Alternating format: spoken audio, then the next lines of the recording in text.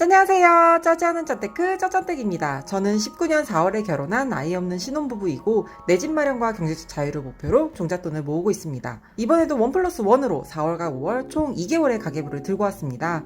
시간은 한정되어 있고 해야 할 일은 많고 자꾸 가계부를 제때 업로드하지 못하게 되네요. 너무너무 죄송하다는 말씀 드리며 기다려주셔서 정말 감사합니다. 4월과 5월엔 어디에 얼마나 지출을 했을지 또 얼마나 저축을 했을지 한번 살펴볼까요? 렛츠고! 짭짭되게 짜지 않은 짠테크. 변동 지출입니다. 요즘 자꾸 식비 탕진 브이로그를 선보이게 되는 식비 부분입니다. 한 달 식비 25만원 도전 중인데요. 4월에는 초중반까지 식비를 탕진하다가 마지막 주 냉파와 야근, 부모님 버프로 2,790원을 사용하면서 25만원대로 가까스로 마무리했습니다. 그런데 마지막 주 허리띠를 졸라맨 여파가 많이 컸나 봅니다.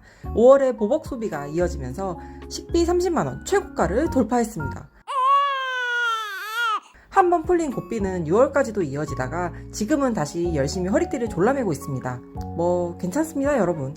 살다 보면 잠시 해이해질 때도 있는 법이죠. 잠시 풀어져도 다시 마음 가다듬고 끝까지 포기하지 말고 다시 시작하면 됩니다.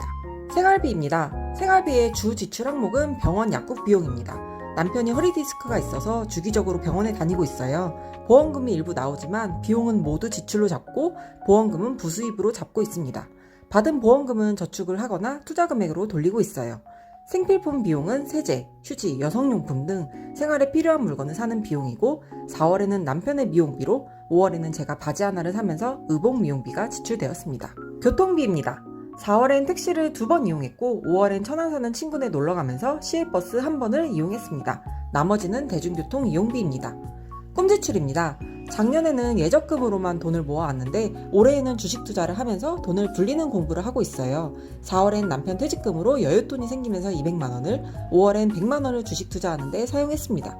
소소하게 수익을 내면 다시 재투자하고 몇몇 종목은 좀 물려있기도 해서 전체적으로 보면 아직 마이너스지만 장기적 우상향을 믿으며 꾸준히 투자하고 있습니다. 대한민국 동학개미부들 파이팅! 기타 항목입니다.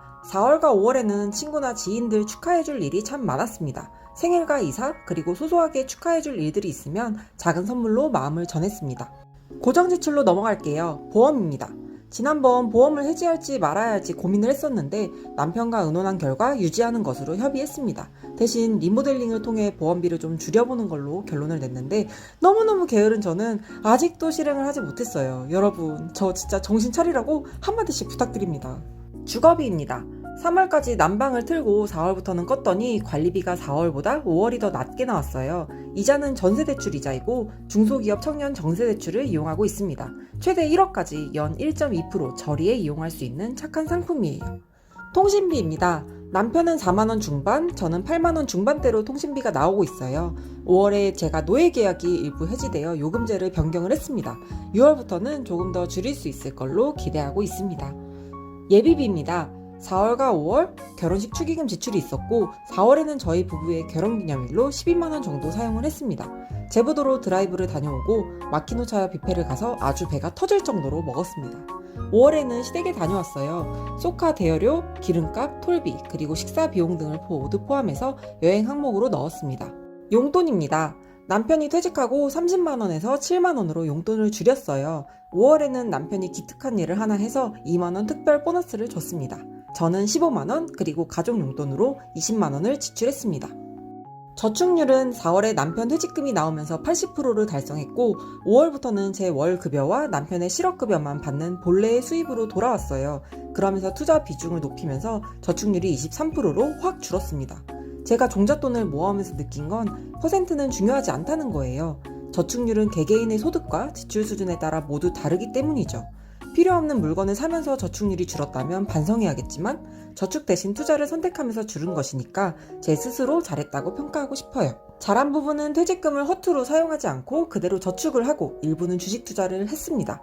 아쉬운 부분은 올해 들어 5월에 식비 최고가를 갱신했다는 거예요. 작년 8월에도 제가 욜로댁이 와서 식비만 한 60만원 정도를 썼는데 그보다는 조금 아기 욜로댁이지만 그래도 고삐가 슬슬 풀어지는 느낌이 있었습니다. 다시 마음 다잡고 짜잔댁을 소환해야 할 것 같아요. 짜잔댁 컴온! 이번 달도 가게 브이로그를 마지막까지 시청해주셔서 감사합니다. 조금이나마 여러분께 도움이 되기를 바라며 이만 마무리할게요. 여러분의 짜지 않은 짠테크를 응원합니다. 감사합니다. 짠녕!